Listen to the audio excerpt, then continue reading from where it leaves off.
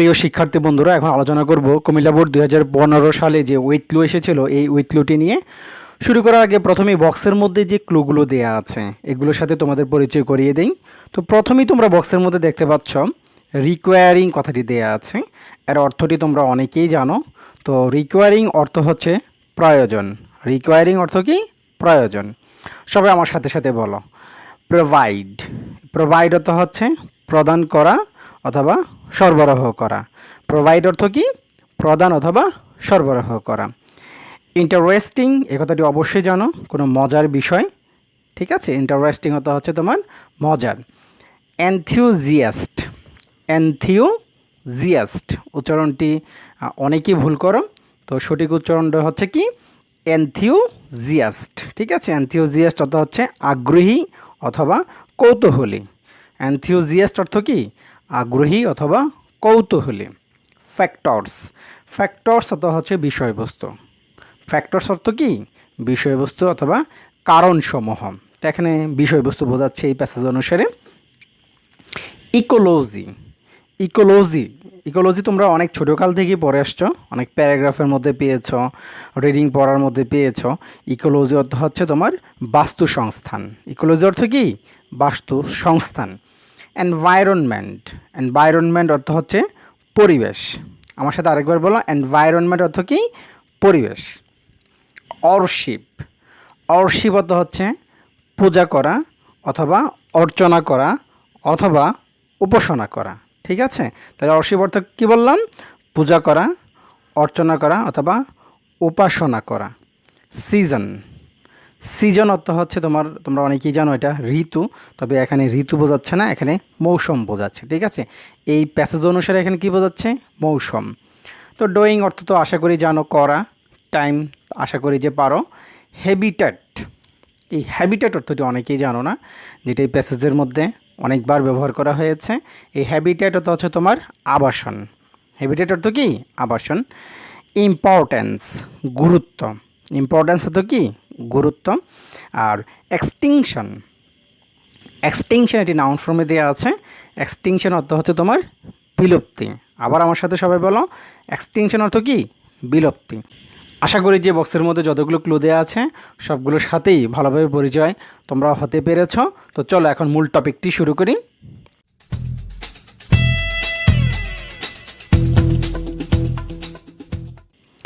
Bird watching, পাখি দেখা অথবা পাখি পর্যবেক্ষণ করা, has been a favourite pastime. Favourite pastime অর্থ হচ্ছে প্রিয়, আর পাস্টাইম অর্থ হচ্ছে অবসর বিনোদন। অবসর সময়ের একটা ফেভারিট মানে অর্থাৎ প্রিয়, জনপ্রিয় মাধ্যমে পরিণত হয়েছে ফর মেনি নেচার লাভার্স, অনেক প্রকৃতি প্রেমিক। নেচার লাভার্স হচ্ছে প্রকৃতি প্রেমিকদের কাছে পাখি দেখাটা একটা জনপ্রিয় অবসর বিনোদনে পরিণত হয়েছে অথবা হয়ে আছে। আশা করি যেটি বুঝতে পেরেছ। সব অর্থ আমি আরেকবার বলি, দেখো। পাখি পর্যবেক্ষণ অনেক প্রকৃতি প্রেমীর কাছে প্রিয় অবসর বিনোদন হয়ে আছে। আশা করি যে বুঝতে পেরেছ। ইন দ্য পাস্ট, অতীতে, সাম বার্ডস, কিছু কিছু পাখি কি করা হবে? ওয়ার অরশিপড। এখানে ওয়ার অরশিপ হবে। দেখো এখানে অরশিপ দেয়া আছে, কিন্তু এখানে কি করা হবে? ওয়ার অরশিপড দেওয়া হয়েছে। কারণটা কি? দেখো, অতীতে, অতীত এখানে দেখতেই পাচ্ছ, এখানে এটি পাস্ট টেন্সে আছে। যেহেতু পাস্ট টেন্সে আছে এই জন্য আমরা এখানে ওয়ার ব্যবহার করেছি। আর আমরা জানি যখন কোনো লিঙ্কিং ভার্ব ব্যবহার করবো তখন ভার্বের পাস্ট পার্টিসিপাল ফর্ম ব্যবহার করতে হয়, যার কারণে সাম বার্ডস প্লুরাল, এই কারণে আমরা পাস্ট টেন্সে ওয়ার ব্যবহার করেছি এবং ওয়ারের পরে ভার্বের পাস্ট পার্টিসিপাল ফর্ম ব্যবহার করেছি। ঠিক আছে, কিছু কিছু পাখিকে কি করা হতো? উপাসনা করা হতো অথবা পূজা করা হতো। কি হিসেবে? As a messengers of god. বিধাতা, গড অর্থ হচ্ছে তোমার বিধাতা, আর মেসেঞ্জার্স অর্থ হচ্ছে বার্তাবাহক। ঠিক আছে, মেসেঞ্জার অর্থ কি? বার্তাবাহক। এর আরেকটি অর্থ হচ্ছে দূত। বিধাতার দূত হিসেবে অথবা বার্তাবাহক হিসেবে পূজা করা হতো অথবা অর্চনা করা হতো। এই সেন্টেন্সটি আবার পেসিভ বাক্যে আছে। এটি পাস্ট টেন্সের এবং পেসিভ বাক্যে দেওয়া আছে। দেখো, অতীতে কিছু কিছু পাখিকে বিধাতার বার্তাবাহক অথবা দূত হিসেবে পূজা করা হতো। তাহলে কে পূজা করত? নিশ্চয়ই কোনো মানুষ পূজা করত, ওই মানুষ কিন্তু এখানে সামনে নাই, অর্থাৎ সাবজেক্ট হিসেবে এখানে কিন্তু মানুষের কথাটা এখানে উল্লেখ নেই, যার কারণে এটি একটি প্যাসিভ বাক্য। আশা করি যে বুঝতে পেরেছ। বার্ড ওয়াচিং দিস ডেজ, এখনকার দিনে পাখি দেখা হয়ে থাকে, মানে এখনকার দিনে পাখি দেখা হয়ে থাকে, তাহলে আমরা এখানে বলতে পারবো এই যে ডো শব্দটি, এখানে ডোয়িং কথাটি আছে, এখানে আমরা এটা ব্যবহার করবো, এখনকার দিনে পাখি দেখা হয়, তাহলে ইজ ডান, তাহলে এটা প্রেজেন্ট টেন্সে আছে। ঠিক আছে, তাহলে এটাও প্যাসিভ একটি বাক্য। দেখো, বার্ড ওয়াচিং দিস ডেজ, এখনকার দিনগুলোতে পাখি দেখা হয়, এখানে সেন্টেন্সের হেডওয়ার্ড হচ্ছে তোমার বার্ড ওয়াচিং সিঙ্গুলার, এখানে কিন্তু দিস ওয়ার্ডস কিন্তু এখানে সাবজেক্ট না, সাবজেক্ট হচ্ছে এখানে কি বার্ড ওয়াচিং, তাহলে বার্ড ওয়াচিং এখানে সিঙ্গুলার, এই জন্য এখানে ইজ ব্যবহার করা হয়েছে। আর ইজের পরে প্যাসিভ বাক্যে কী থাকে, ভার্বের পাস্ট পার্টিসিপল ফর্ম, অর্থাৎ লিঙ্কিং ওয়ার্ডের পরে ভার্বের পাস্ট পার্টিসিপল ফর্ম ব্যবহার করা হয়। তাহলে এখনকার দিনে পাখি দেখা হয় for the funs of finding out, মানে অধিক আনন্দ খুঁজে পাওয়ার জন্য, অ্যাবাউট আওয়ার ফিদার্ড ফ্রেন্ডস, আমাদের পালকে বন্ধুদের সম্পর্কে অনেক আনন্দ খুঁজে পাওয়ার জন্য এখনকার দিনে পাখি দেখা হয়। এই ফিদার্ড ফ্রেন্ডস অর্থাৎ পালকে বন্ধু, এখন এই পালকে বন্ধুকে অনেক টিচাররা অনেকভাবে ব্যাখ্যা দিবে, তো তোমরা যে টিচারই যেভাবে ব্যাখ্যা দেয় তাদেরটা আশা করি যে মেনে নিবে। আমি এখন আর ব্যাখ্যা বিশ্লেষণে যাব না এই ফিদার্ড ফ্যান নিয়ে, কারণ এখানে এই ফিদার্ড ফ্যান নিয়ে আমি যদি কোনো ব্যাখ্যা বিশ্লেষণে যাই তাহলে দেখা যাচ্ছে কি বিভিন্ন টিচারদের সাথে এটা কনফ্লিক্টের পর্যায়ে চলে যাবে। তো ফিদার্ড ফ্যান আমি অর্থ যা অ্যাকচুয়ালি বলে দিলাম, পালকে বন্ধুই বলে দিলাম। ঠিক আছে, আশা করি যে বুঝতে পেরেছ।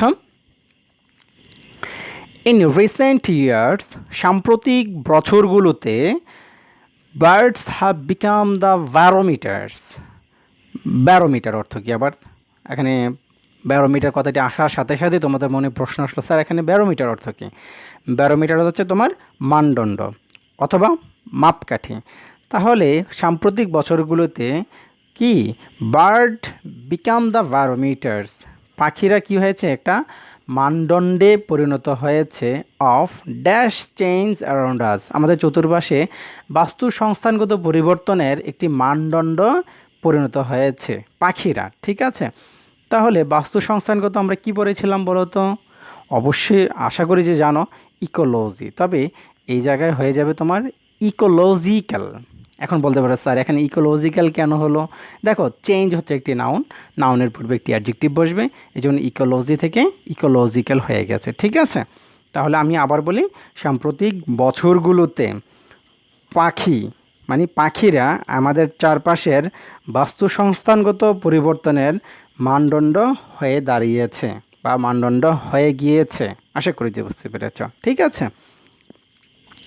বার্ড ওয়াচার্স মানে পাখি পর্যবেক্ষকগণ অথবা পাখি পর্যবেক্ষকরা হ্যাভ মেড ড্যাশ কন্ট্রিবিউশন, মানে তারা পাখি পর্যবেক্ষকগণ যারা রয়েছে তারা একটা গুরুত্বপূর্ণ অবদান রাখছে। তাহলে এখানে ইম্পর্ট্যান্ট কথাটি গুরুত্বপূর্ণ অবদান, তাহলে এখানে দেওয়া আছে ইম্পর্টেন্স নাউন ফ্রম, কিন্তু এই জায়গায় হয়ে যাবে, দেখো আমরা বক্সের মধ্যে লিখে দিয়েছি উত্তরের মধ্যে ইম্পর্ট্যান্ট অ্যাডজেক্টিভ হয়ে গেল। কেন স্যার? দেখো এই মেড একটি এখানে লিঙ্কিং ভার্ব। ঠিক আছে, এই লিঙ্কিং ভার্বের পরে আমাদের এখানে কি করতে হবে, এখানে একটি অ্যাডজেক্টিভ দিতে হবে, অথবা আরেকটা নিয়ম আছে, দেখো কন্ট্রিবিউশন নাউন, এই নাউনের পূর্বে অ্যাডজেক্টিভ বসে। ঠিক আছে, এই কিছুক্ষণ আগেও আমরা সি এর মধ্যে আলোচনা করেছিলাম চেঞ্জ। ঠিক আছে, এই চেঞ্জের পরে মানে চেঞ্জের পূর্বে আমরা ইকোলজিক্যাল কথাটি লিখেছিলাম যেটা অ্যাডজেক্টিভ, ঠিক সেম নিয়ম কন্ট্রিবিউশনের পূর্বে আমরা কি বসাবো, অ্যাডজেক্টিভ বসাবো, যার কারণে ইম্পর্ট্যান্ট কথাটি বসিয়েছি। ঠিক আছে, তাহলে সেন্টেন্সটা আরেকবার পড়ি, দেখো বার্ড ওয়াচার্স পাখি পর্যবেক্ষকগণ হ্যাভ মেড ইম্পর্ট্যান্ট কন্ট্রিবিউশন অনেক গুরুত্বপূর্ণ অবদান রাখছে টুয়ার্ড ড্যাশ ইনফরমেশান মানে গুরুত্বপূর্ণ তথ্য প্রদান করতে। তাহলে প্রদান ইংরেজি কি এখানে? তো প্রদান ইংরেজি তোমরা অবশ্যই জানো, প্রোভাইড, এখানে প্রোভাইড দেওয়া আছে, কিন্তু স্যার এখানে তো ভার্বের সাথে আমরা আইএনজি দিয়েছেন, কারণটা কি? অবশ্যই কারণ আছে, দেখো টুয়ার্ড এখানে একটি প্রিপোজিশন, আর প্রিপোজিশনের পরে ভার্বের সাথে আইএনজি অর্থাৎ জিরন্ড ফর্ম করতে হয়। ঠিক আছে, তাহলে এখানে কি দেয়া আছে, প্রোভাইড থেকে আমরা এখানে প্রোভাইডিং ইনফরমেশন তথ্য সরবরাহের ক্ষেত্রে about which birds have vanished from which areas, অর্থাৎ কোন অঞ্চল থেকে কোন পাখিগুলো হারিয়ে গিয়েছে। এখানে ভ্যানিশড দিয়ে বোঝাচ্ছে হারিয়ে যাওয়া, ঠিক আছে। কোন অঞ্চল থেকে কোন পাখিগুলো একেবারেই হারিয়ে গেছে, or become dash all together, অথবা একেবারেই বিলুপ্ত হয়ে গেছে, ঠিক আছে। তাহলে বিলুপ্ত ইংরেজি কি, এখানে এক্সটিংশন দেয়া আছে, কিন্তু এখানে তো এক্সটিংশন হবে না স্যার, ঠিক আছে। তাহলে এক্সটিংক্ট এখানে লিখেছি, কারণটা কি দেখো, এই বিকাম একটি আরেকটি লিঙ্কিং ভার্ব, ঠিক আছে। এই লিঙ্কিং ভার্বের পরে আমাদের এখানে একটি অ্যাডজেক্টিভ বসবে, যার কারণে আমরা এই এক্সটিংশন কথাটি থেকে আমরা এক্সটিংক্ট লিখেছি, ঠিক আছে। তো সবটা সেন্টেন্সের অর্থ আমি আরেকবার বলি, দেখো এই যে বার্ড থেকে শুরু করে অলটুগেদার পর্যন্ত, ঠিক আছে। পাখি পর্যবেক্ষকগণ অথবা যারা পাখি দেখে, ঠিক আছে, পাখি পর্যবেক্ষকগণ কোন অঞ্চল থেকে কোন পাখি হারিয়ে গেছে বা একেবারেই বিলুপ্ত হয়ে গেছে অর্থাৎ এক্সটিংক্ট হয়ে গেছে সে সম্পর্কে তথ্য সরবরাহের ক্ষেত্রে গুরুত্বপূর্ণ অবদান রেখেছেন বা রাখছে। আশা করি যে সবটা সেন্টেন্সের অর্থ তোমরা বুঝতে পেরেছ। They even are trying to find out the factors. Factor অর্থ হচ্ছে কি, বিষয় অথবা বিষয়বস্তু। ফ্যাক্টর তো কি, বিষয় অথবা বিষয়বস্তু। এমনকি তারা ট্রাইং টু ফাইন্ড আউট, খুঁজে বের করতে চেষ্টা করছে, দ্য ফ্যাক্টর, বিষয়সমূহকে খুঁজে বের করতে চেষ্টা করছে, which are having bad effect, যেটার খারাপ একটা প্রভাব রয়েছে, on there dash, on their এখানে কি বলবো আমরা, এনভায়রনমেন্ট, পরিবেশের উপরে কি রয়েছে, একটা খারাপ প্রভাব রয়েছে। এখানে এনভায়রনমেন্ট কথাটি আবার কেন হলো, দেখো এই যে এনভায়রনমেন্ট থেকে আমরা হুবহুব এনভায়রনমেন্ট কথাটি লিখলাম, কারণ হচ্ছে কি দেখো এখানে দেয়ার পসেসিভ ফর্ম, আর পসেসিভ ফর্মের পরে সবসময় আমরা জানি নাউন ফর্ম বসে, যার কারণে আমরা এনভায়রনমেন্ট কথাটিই রাখলাম, ঠিক আছে।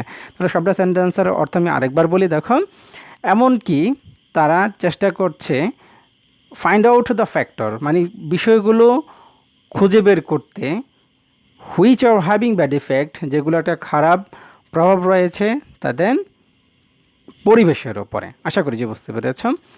বার্ড ওয়াচিং, পাখি দেখা, dash a lot of perseverance অর্থাৎ তোমার অধ্যবসায়, মানে পাখি দেখার জন্য প্রচুর পরিমাণে কি দরকার, অধ্যবসায়ের দরকার। এই পার্সিভারেন্স অর্থ হচ্ছে তোমার অধ্যবসায়, ঠিক আছে। তাহলে এখানে দেখো bird watching third person singular, তাহলে থার্ড পারসন সিঙ্গুলার পর আমরা একটা ভার্বের সাথে এস বাই ইএস যোগ করব, তাহলে প্রয়োজন ইংরেজি কি বলেছিলাম, রিকোয়ার, কিন্তু এখানে দেওয়া আছে রিকোয়ারিং, কিন্তু এখানে আমরা কি দিতে হবে, ভার্বের সাথে এস লাগাতে হবে অথবা ইএস লাগাতে। তাহলে বার্ড ওয়াচিং রিকোয়ার্স, পাখি দেখার জন্য প্রয়োজন এ লট অফ কি, পার্সিভারেন্স অর্থাৎ অধ্যবসায়ের প্রয়োজন, and mite cover days, months of years, এবং যেগুলো দিনের পর দিন, মাসের পর মাস এবং বছরের পর বছর লেগে যাবে। থ্রো সামার অর উইন্টার, গ্রীষ্ম অথবা শীতের মধ্য দিয়ে। এরপরে এখানে হেয়ার চলে আসছে, এখানে বানানটি একটু ভুল হয়ে গিয়েছে, দেখো এটা টাইপিং মিস্টেক। আশা করি যেটা সবাই খুব ভালো দৃষ্টিকোণ থেকে দেখবা। এখানে হবে হিট অর রেইন, গরম অথবা, এখানে বোঝাচ্ছে হিট দিয়ে তোমরা অবশ্যই অর্থটা জানো, হিট অর্থ হচ্ছে তোমার এখানে গরম বোঝাচ্ছে, হ্যাঁ, গরম অথবা বৃষ্টির মধ্যে দিয়ে টু অবজার্ভ, দেখার জন্য। অবজার্ভ অর্থ হচ্ছে তোমার উপলব্ধি করা অথবা দেখা। Seasonal birds habits of birds, মানে তোমার মৌসুমি পাখিদের আবাসন দেখতে অথবা উপলব্ধি করতে। তো এখানে অবজার্ভ অর্থ হচ্ছে কি তোমার দেখা, অবজার্ভ অর্থ কি, এই অবজার্ভ অর্থ দেখা।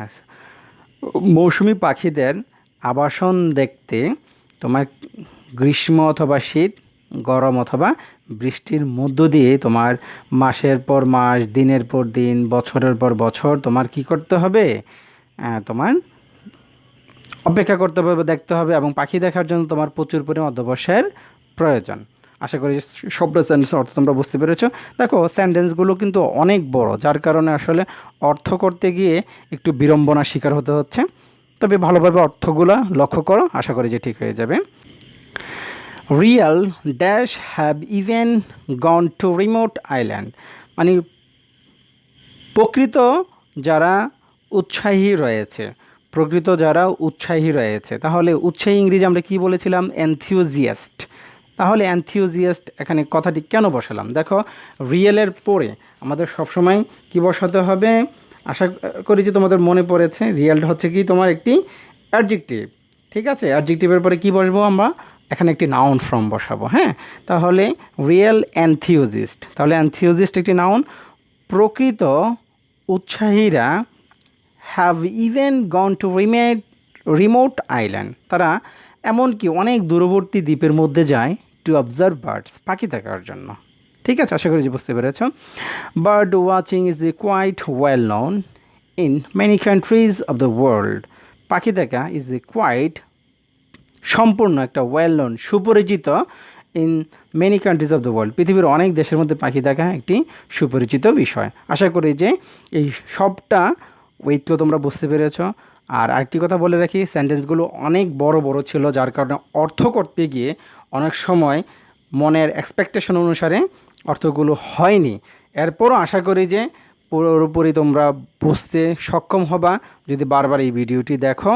এরপরে যদি তোমরা না বোঝো আমাকে অবশ্যই প্রশ্ন করবা, আশা করি যে তোমাদের সমস্যা সলভ হয়ে যাবে। তো সবাই ভালো থাকো, সুস্থ থাকো, আল্লাহ হাফেজ।